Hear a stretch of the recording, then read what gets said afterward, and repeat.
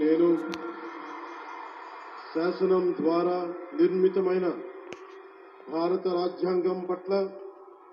నిజమైన విశ్వాసం విధేయత చూపుతానని, భారతదేశ సార్వభౌమాధికారాన్ని సమగ్రతని కాపాడుతానని,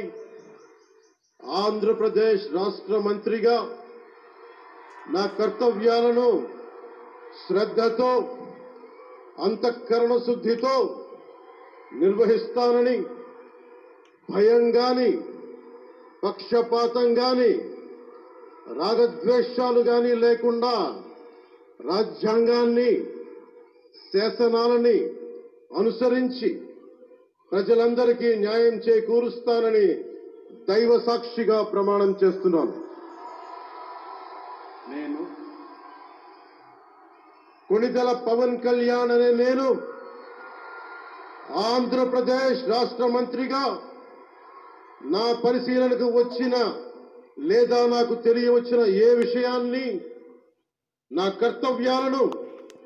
సక్రమంగా నిర్వహించేందుకు అవసరమైన మేరకు తప్ప ప్రత్యక్షంగా గాని పరోక్షంగా గాని ఏ వ్యక్తికి లేదా వ్యక్తులకి తెలియపరచనని లేదా వెల్లడించనని దైవ సాక్షిగా ప్రమాణం చేస్తున్నాను.